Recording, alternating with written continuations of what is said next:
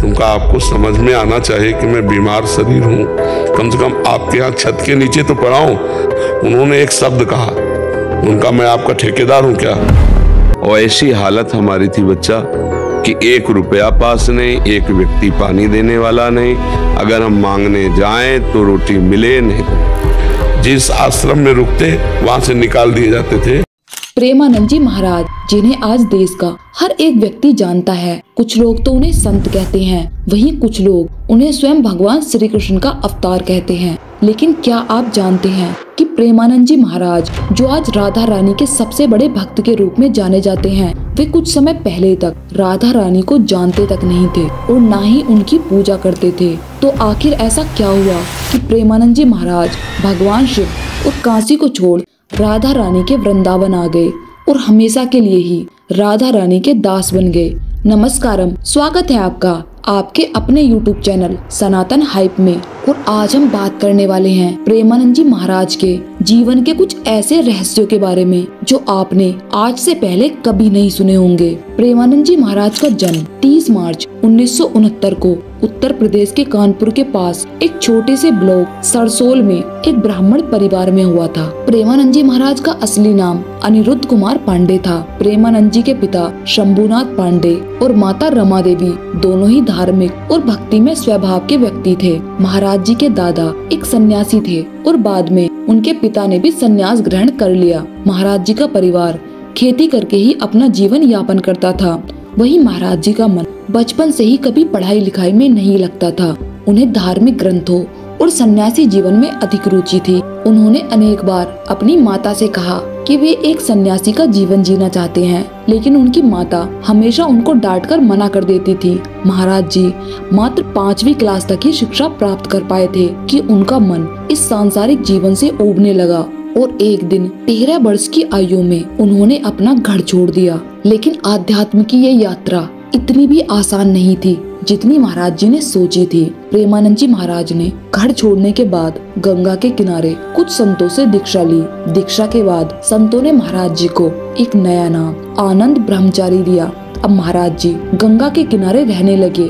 वे प्रतिदिन दिन में 3 बार स्नान करते और भोजन पाने के लिए एक स्थान पर 10 से 15 मिनट ही बैठते।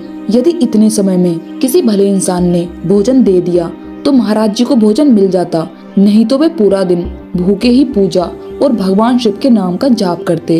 कभी कभी उनका गंगा जल पीकर ही पूरा दिन बीतता और कई बार तो उन्हें अनेक दिनों तक भोजन भी नहीं मिलता। महाराज जी खुद बताते हैं कि उन्होंने अनेक बार गंगा की रेत खाकर और गंगा जल को पीकर ही अपनी भूख को शांत किया था। इतनी व्याकुलता भूख की जब कुछ राय नहीं गया, वैसे उठा छोटे छोटे शंख के टुकड़े होते ना, वो सीपी आदि के, उनको बीन के अलग किया कि आंतों में न लग जाए, और ऐसे गंगा जल से 3-4 मुट्ठी पेट में ऐसे।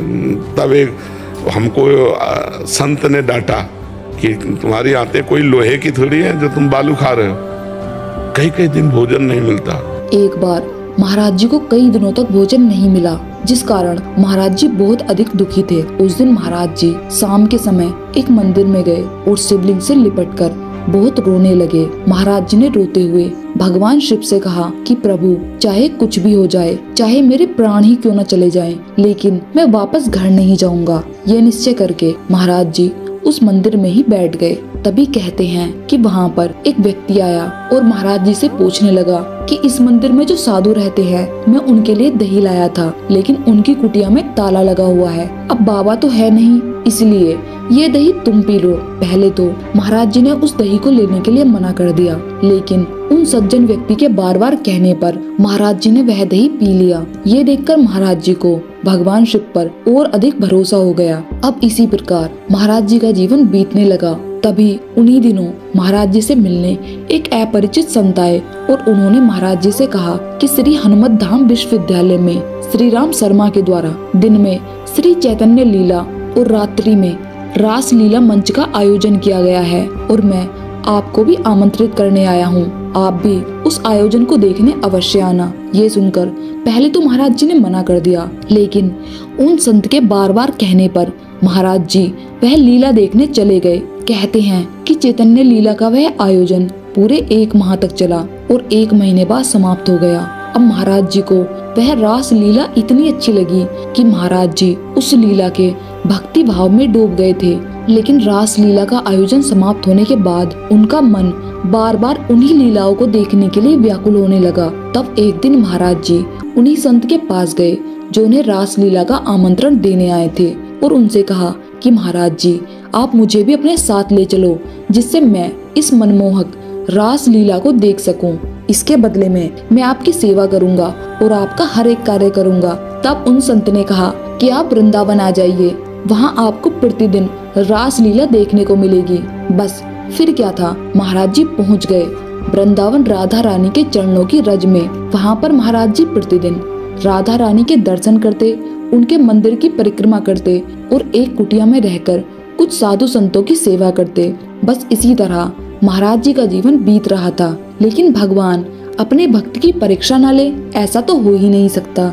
इसीलिए एक दिन महाराज जी को पेट में भयंकर पीड़ा हुई और महाराज जी को अस्पताल में भर्ती कराया गया, जहां डॉक्टरों ने बताया कि महाराज जी की दोनों किडनियां खराब हो चुकी हैं और वे अब 4-5 साल से ज्यादा जीवित नहीं रह सकते। ये सुनकर महाराज जी को बहुत दुख हुआ, लेकिन महाराज जी ने सब कुछ अपनी राधा रानी पर छोड़ दिया और महाराज जी ने कहा कि जब तक मेरी राधा रानी चाहेंगी तब तक मैं उनकी सेवा करूंगा। मेरा जितना भी जीवन है मैं प्रसन्नता के साथ अपनी राधा रानी की सेवा में ही व्यतीत करूंगा। लेकिन महाराज जी की परीक्षा यही समाप्त नहीं हुई। इसके कुछ समय बाद ही महाराज जी को उनके साथी संतों ने अपनी कुटिया से निकाल दिया। महाराज जी ने उन संतों से विनती की कि हमें यही अपनी कुटिया में थोड़ी सी जगह दे दो, हम ऐसी बीमार अवस्था में बीमार शरीर को लेकर कहाँ जाएंगे। तब उन लोगों ने कहा कि कहीं भी जाओ, हमने कौन सा तुम्हारे जीवन का ठेका लिया हुआ है। इतना सुनते ही महाराज जी वहाँ से अपना सामान लेकर दुखी मन से एक जगह आकर बैठ गए और मन ही मन राधा रानी से कहने लगे कि हे वृंदावन की महारानी, कि मैं तो आपके चरणों की रज में रहने और आपकी सेवा में ही अपना बचा हुआ जीवन बिताना चाहता था, लेकिन अब यहाँ रहने का भी ठिकाना नहीं रहा। अब आप ही बताओ कि मैं इस बीमार शरीर को लेकर कहाँ जाऊँ। महाराज जी इतना कहते ही रोने लगे। कहते हैं कि तभी उनके पास एक 10-11 वर्ष की कन्या आई और महाराज जी का हाथ पकड़कर कहने लगी कि बाबा तुम मेरे साथ चलो, और महाराज जी को एक कुटिया के पास ले आई और महाराज जी से कहा कि तुम यहाँ रहो। महाराज जी ने जब आसपास के साधु जनों से पूछा तो उन्होंने बताया कि वह कुटिया काफी समय से खाली पड़ी है और आप चाहो तो वहाँ पर रह सकते हो। महाराज जी ने जब उस छोटी लड़की को देखा तो वो वहाँ पर नहीं थी। आसपास में पूछने पर बताया कि इस तरह की कोई भी छोटी बच्ची वहाँ पर नहीं रहती है। तब महाराज जी को ज्ञात हुआ कि वह छोटी बच्ची कोई और नहीं बल्कि स्वयं उनकी राधा रानी थी। उस दिन से महाराज जी वहाँ पर रहने लगे। अब वे प्रतिदिन राधा रानी के मंदिर जाते और राधा रानी के नाम का जाप करते। धीरे धीरे लोग महाराज जी के प्रवचन सुनने आने लगे और इसी तरह महाराज जी का नाम आनंद ब्रह्मचारी से प्रेमानंद महाराज पड़ गया। आज प्रेमानंद जी महाराज की आयु 60 वर्ष के करीब है और महाराज जी बिना किडनी के 20 वर्ष से राधा रानी की कृपा से एक स्वस्थ जीवन जी रहे हैं। महाराज जी ने अपनी दोनों किडनी के नाम राधा और कृष्ण रखे हैं। जहां 20 वर्ष पहले डॉक्टरों ने महाराज जी को ये कह दिया था कि वे बस अब 4-5 साल के ही मेहमान हैं, वही डॉक्टर आज 20 वर्ष बाद महाराज जी को स्वस्थ देखकर आश्चर्यचकित हैं। महाराज जी को उनके अनेक भक्तों ने अपनी किडनी देने का प्रस्ताव भी दिया, लेकिन महाराज जी अपने कारण किसी को भी कष्ट देना नहीं चाहते, इसलिए महाराज जी ने उन सब से किडनी लेने के लिए मना कर दिया। प्रेमानंद जी महाराज प्रतिदिन अपने आश्रम से श्रीहित राधा केली कुंज तक 2 किलोमीटर पैदल चलकर जाते हैं, जहां उनके पीछे हजारों भक्तों का सैलाब और उनके दर्शन करने आए भक्तों की एक बहुत बड़ी भीड़ होती है, जो महाराज जी के दर्शन के लिए रात्रि 1 बजे से ही खड़े हो जाते हैं और महाराज जी का दर्शन करने के बाद ही जाते हैं। प्रेमानंद जी महाराज के शिष्यों और अनुयायियों में बड़े बड़े लोग और जानी मानी हस्तियां भी शामिल हैं। महाराज जी के देश में लाखों की संख्या में अनुयायी हैं और महाराज जी के भक्तों की संख्या दिन प्रतिदिन बढ़ती ही जा रही है। अब तो विदेश से भी लोग महाराज जी से मिलने आने लगे हैं। सिर्फ हिंदू ही नहीं बल्कि हर एक धर्म के लोग आज महाराज जी के प्रवचन को सुनते हैं। सच में प्रेमानंद जी महाराज कोई इंसान नहीं बल्कि स्वयं भगवान का अवतार हैं, जो मनुष्य को धर्म के मार्ग पर चलने और नाम जप की महिमा सिखाने आए हैं।